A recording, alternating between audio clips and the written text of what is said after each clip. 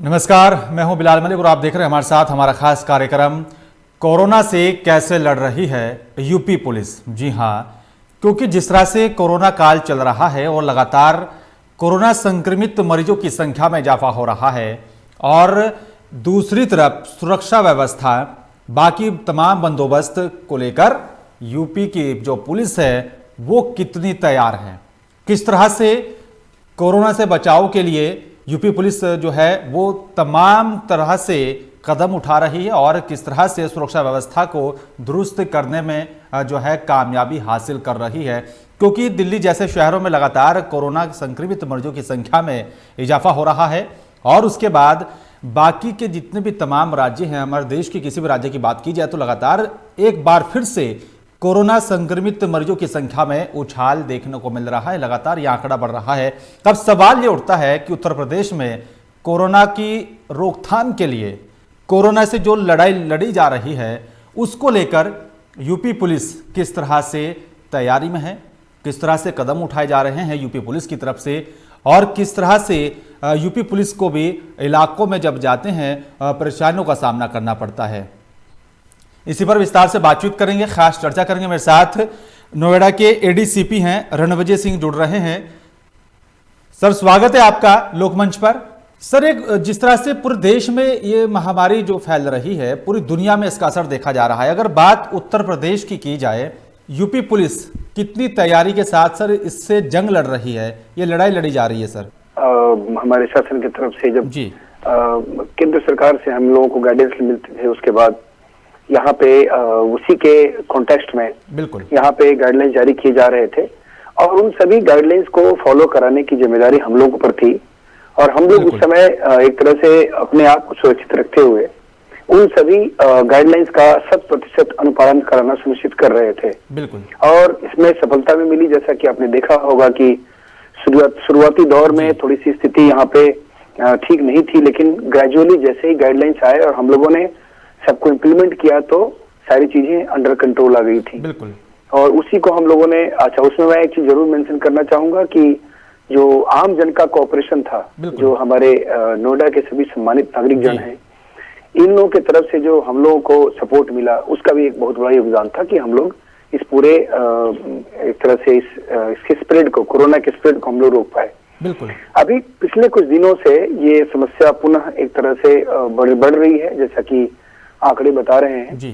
और इसको भी हम लोग कॉम्बैट करने के लिए अब हमने अपनी तैयारी कर ली है जी। अभी तक जो डायरेक्शंस आए हैं उन डायरेक्शंस के हिसाब से जो मेन गाइडलाइंस है, जिसमें आपने देखा होगा कि 2 गज की दूरी बिल्कुल या सोशल डिस्टेंसिंग, मास्क पहनना, हाथ धोना, जो भी हमारे इकोनॉमिक एक्टिविटीज हैं उसको रेगुलेट करने के लिए बहुत सारे गाइडलाइंस आए हैं।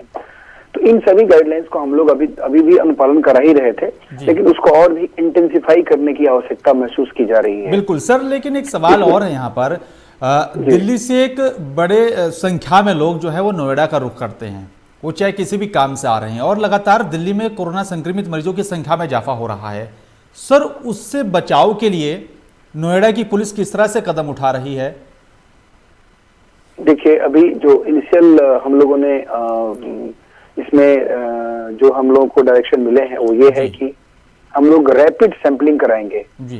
रैपिड सैंपलिंग जो होगा वो भी हम एक तरह से एवरेज लेंगे, जैसे कि हमारी टीम, जो मेडिकल की टीम आएगी, वो एक पर्टिकुलर फ्रीक्वेंसी के बाद कुछ लोगों को रोक करके विलिंगली जो लोग हम लोगों को अपना टेस्ट कराने के इच्छुक होंगे उन लोगों का टेस्ट कराया जाएगा।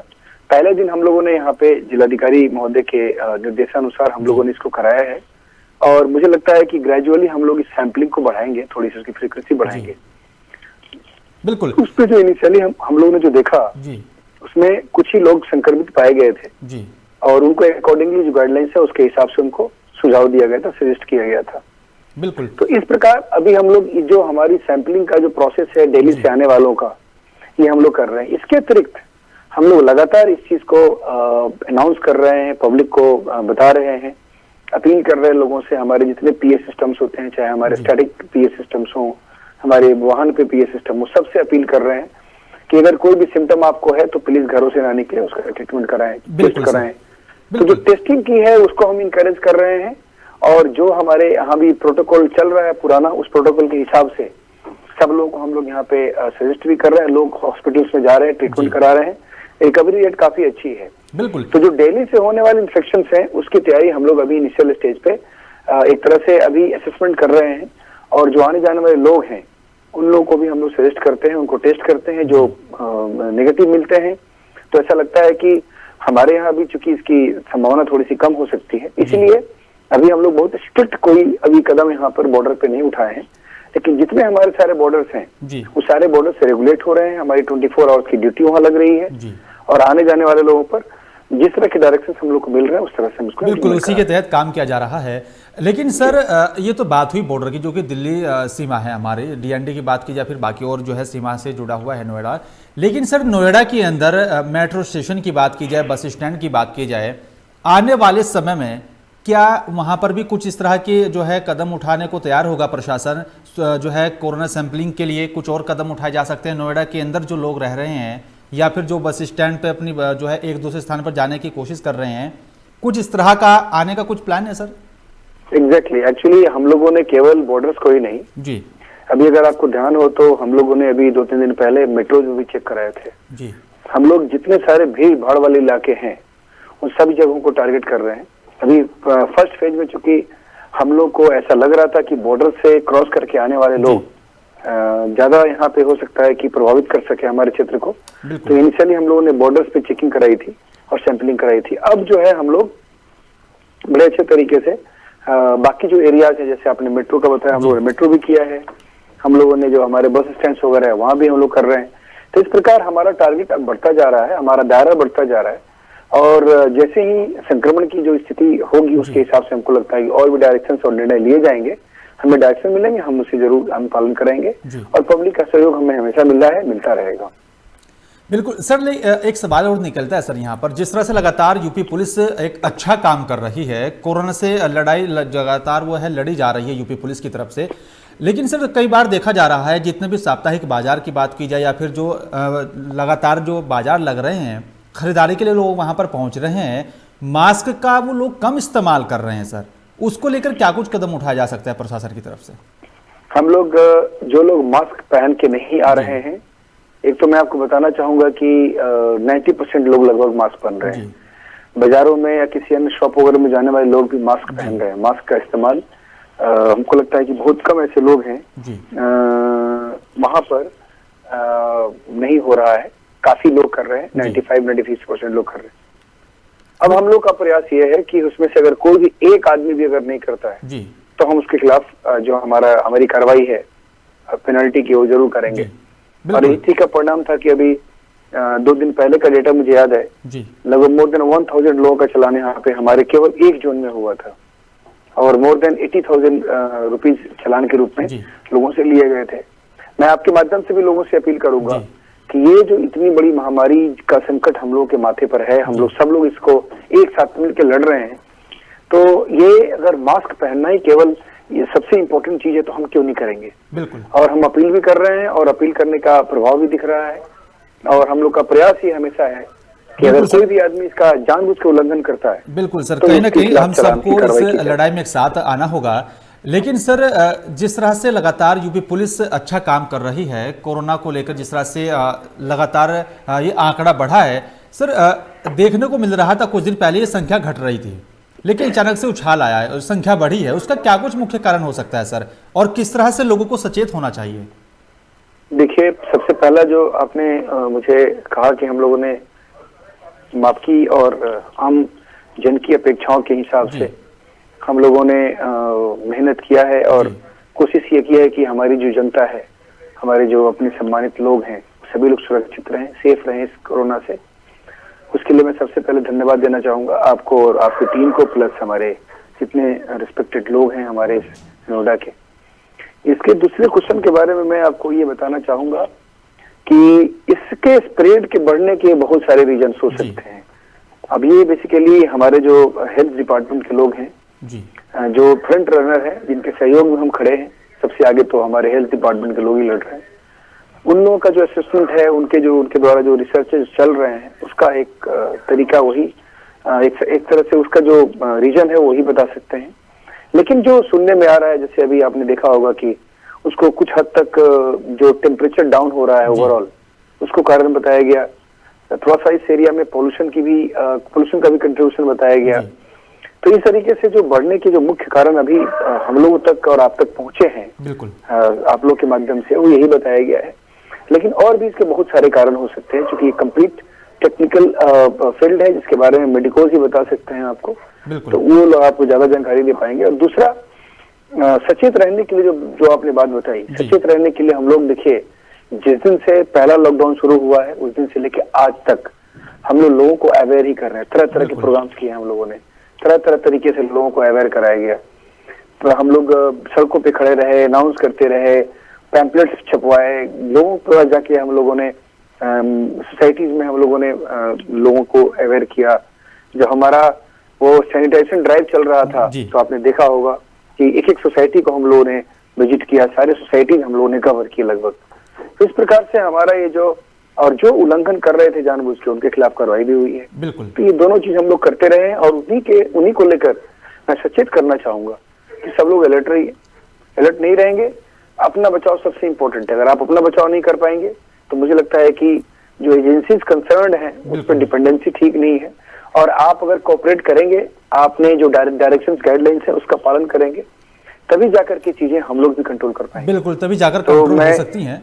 बिल्कुल सर, एक सवाल और सर यहाँ पर ये भी निकल कर सामने आता है, हमारे डॉक्टर और हमारी पुलिस लगातार ईमानदारी से काम कर रही है, लेकिन हमारी पुलिस जब इलाकों में तैनात होती है, जब कहीं पर चेकिंग अभियान चलाया जाता है कोरोना संक्रमित को लेकर, सर किस तरह की परेशानियों का सामना भी करना पड़ता होगा, किसी न किसी प्रकार की दिक्कतें भी आती होंगी, वो क्या कुछ दिक्कतें है सर, उसको कैसे दूर किया जा सकता है सर? देखिए, दिक्कत कहाँ आती है हमें देखना होगा। हम जब अपने इंडिविजुअल चॉइसेस और इंडिविजुअल प्रेफरेंसेस को सोसाइटी और कम्युनिटी से ऊपर लेकर देखते हैं, तभी ऐसी स्थिति आती है। हम सब लोग को ये समझना पड़ेगा कि हम एक समाज में रहते हैं, हम आइसोलेशन में नहीं जीते हैं। तो ऐसे कंडीशन में हम सब लोगों को एक बार मेहनत करके सोचना चाहिए। अगर बाई द वे हम कहीं खड़े हैं, हम रुक करके कुछ चेक कर रहे हैं, तो उसका कुछ ना कुछ कारण है। उस कारण के पीछे आपको देखना पड़ेगा, उसको अप्रिशिएट करना पड़ेगा। अगर आपने नियम कानून को नहीं समझा, नियम कानून का पालन नहीं कराया, और सबसे बड़ी बात तो यह है कि हम आपके लिए खड़े हैं, तो इसको तो आपको अप्रिशिएट करना पड़ेगा, क्योंकि आपकी सुरक्षा के लिए हम जो आप खड़े हैं आपके पास, तो फिर आपकी सुरक्षा के लिए जो बात बताई जा रही है उससे आपको पालन करना पड़ेगा। तो जो इंडिविजुअल प्रेफरेंसेस आदमी के, जैसे हम कहते हैं कि नहीं, हमारे लिए हमारा शॉप चलाना बहुत इंपॉर्टेंट है, हमें वहां जाना बहुत इंपॉर्टेंट है, बेशक हम उस नियम कानून का पालन नहीं कर रहे हो। उसी प्रकार बहुत बार आपने देखा होगा कि इमरजेंसी वगैरह जब आती है तो हम लोग खुद जानते हैं कि इमरजेंसी में हमें प्रेफरेंस देने हैं, लेकिन ज्यादातर लोग कभी कोई बहाना बना करके निकलते हैं बाहर, और जा करके फिर वहां पे जहाँ चेकिंग चल रही होती है वहां कोऑपरेट नहीं करते। तो उनसे थोड़ी सी हम लोग को एक तरह से परेशानियों का सामना करना पड़ता है वैसे लोगों के साथ। बिल्कुल, मैं समझूंगा कि देखिए, अगर हम लोग एक समाज के सदस्य हैं, एक सभ्य समाज के सदस्य हैं, हमें अगर लोगों के कम्युनिटी इंटरेस्ट को ध्यान में नहीं रखेंगे हम, तो अकेले इंडिविजुअली कोई नहीं जी पाएगा। बिल्कुल, एक व्यक्ति इन्फेक्ट होता है, उससे लेकर के पूरा का पूरा परिवार इन्फेक्ट होता है, उस पूरे परिवार का आदमी बाहर निकलता है, वो और किसी को इन्फेक्ट करता है। बिल्कुल, तो इन्फेक्शन का जो एक तरीका है वो हम सबको पता है, तो हम सब लोग को इस पर ध्यान देने की आवश्यकता। बिल्कुल, हम सबको ध्यान देने की आवश्यकता है, और अपनी सुरक्षा और अपने परिवार की सुरक्षा हम सबको खुद करनी होगी। लेकिन सर, जो डॉक्टर, जो पुलिसकर्मी और जो भी सुरक्षाकर्मी इस पूरे कोरोना काल में ड्यूटी पर तैनात है, कुछ लोग हमारे बीच नहीं रहे, उनको लेकर सर आप क्या कहेंगे? देखिए, मैं आपको बड़ा स्पष्ट बता दूं कि जब भी हम लोगों ने ये सब चीजें की हैं, तो हम लोगों ने हमेशा पहले अपना बचाव भी किया है, क्योंकि अगर हमारे लोग बचे रहेंगे तभी वो सेवा दे पाएंगे। तो हम लोगों ने जो स्टार्टिंग के समय से ही, हमारे कमिश्नर साहब बहुत संजीदा थे अपने फोर्स के प्रोटेक्शन को लेकर के, सेफ्टी को लेकर, तो स्टार्टिंग में ही बहुत सारी चीजें बताई गई, बहुत सारी चीजें की गई, और इसका परिणाम ये रहा कि हमारे यहाँ जो लोग थे उनके इन्फेक्शन कम हुए।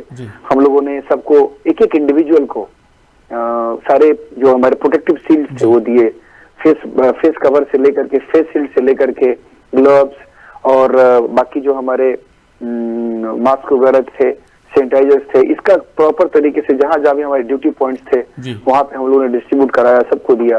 सारे लोग वेल इक्विप्ड रह करके इस चीज का सामना किया, चूंकि हमारा इंटरफेस ज्यादा है, हम तो सुबह शाम तक पता नहीं हजारों लोगों से मिलते हैं। बिल्कुल। फिर सारे ऑफिसेस को, सारे गाड़ियों का, सभी चीजों का सैनिटाइजेशन कराया गया, गाड़ियां लगातार सैनिटाइज हुई एक पर्टिकुलर इंटरवल के बाद।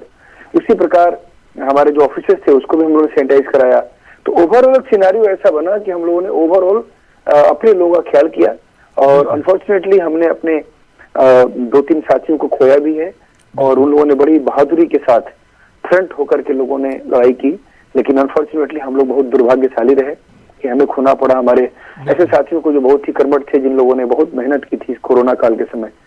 तो फिर भी उसके बाद भी आज भी जब भी हम लोग बैठते हैं और जब ड्यूटीज वगैरह पे जाने वाले लोग होते हैं, उनको हम इंश्योर कराते हैं कि उनका जो प्रोटेक्शन है वो पूरी तरह से हो। जहाँ जहाँ हमारे ड्यूटी पॉइंट्स ओपन में थे वहाँ पे बैठने की जगह बनाई गई, जहाँ जहाँ ज्यादा लेबर की आवश्यकता थी, मेहनत की आवश्यकता थी, वहाँ पे हम लोगों ने बहुत सारे फूड सप्लीमेंट्स भी दिए।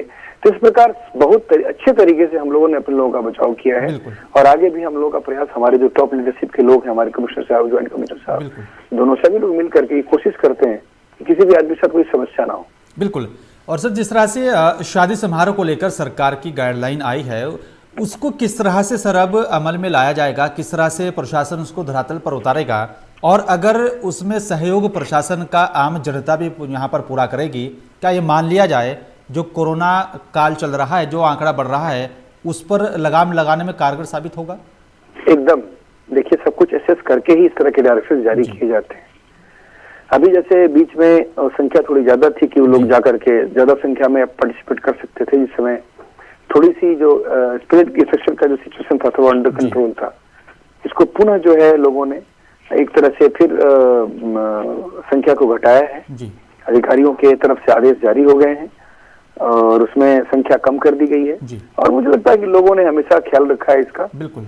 और जहाँ ख्याल नहीं रखते वहीं पूरे समाज को दिक्कत होती है। बिल्कुल। मैं पुनः अपील करना कहूंगा लोगों से कि जिस तरह के डायरेक्शन आ रहे हैं, आप इस पूर्व कोरोना संकट के सारे पहलुओं से अवगत नहीं है, तो आपको ध्यान देना पड़ेगा। जो भी डायरेक्शन मिल रहे हैं उन डायरेक्शन को जरूर फॉलो करिए। बिल्कुल सर, एक और मेरा सवाल आपसे, आखिरी सवाल है, और आपसे दरख्वास्त भी है कि एक बार फिर से आप हमारे दर्शकों को विस्तार से बताएं कि किस तरह से सावधान रहें और किन किन चीजों से सावधान रहें और अपनी सुरक्षा कैसे करें। सर, विस्तार से एक बार बताइए आप हमारे दर्शकों को। सबसे पहले मैं सबको नमस्कार करूंगा। दूसरा, मैं सब लोगों से अपील करता हूँ, मैं करबद्ध अपील करता हूँ कि आप लोग जो गाइडलाइंस बेसिकली हैं उसमें मुख्य रूप से सोशल डिस्टेंसिंग का पालन करना, मास्क लगाना, वॉश करना, कहीं भी जाकर के सैनिटाइज करते रहना, अपने आसपास के सराउंडिंग्स को सैनिटाइज करना, घर को सैनिटाइज करना, जो इन्फेक्टेड लोग हैं उनका विशेष तरीके से हॉस्पिटल्स वगैरह में ख्याल किया जाए। ये सारी चीजें जो है हम लोग सब लोगों से अपील करते हैं। और आज की तारीख में आपने देखा होगा कि मोबाइल्स पे हमारे जो स्टार्स वगैरह हैं उनके मैसेजेस भी आते हैं, लगातार मैसेज आते रहते हैं, उसको आप समझिए, उसको पढ़िए। बहुत बार हमने देखा है कि लोग उसको जोकिंगली लेते हैं, बहुत बार मजाक में ले लेते हैं। बिल्कुल। ये बहुत ही सीरियस कंडीशन है, ये बहुत ही सीरियस सिचुएशन है। हम लोगों को बहुत ही सीरियस अदा करके सब्जियों पर सोचना चाहिए, इसको मजाक के रूप में नहीं लेना चाहिए।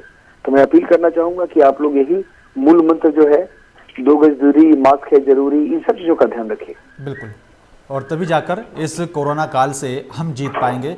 शुक्रिया सर, आपने लोकमंच के लिए वक्त निकाला, बहुत बहुत धन्यवाद सर आपका। लेकिन सवाल यही है कि हम सबको भी पुलिस प्रशासन के साथ मिलकर खड़ा होना होगा। हम सबको भी अपनी नैतिक जिम्मेदारी समझते हुए इस कोरोना काल में अपनी नैतिक जिम्मेदारी के साथ जो भी शासन प्रशासन और सरकार की जो गाइडलाइन है उसके आधार पर कदम उठाना होगा, तभी जाकर अपनी और अपने परिवार की और समाज में सभी लोगों की सुरक्षा की जा सकती है। फिलहाल मेरे साथ सिर्फ इतना ही। नमस्कार।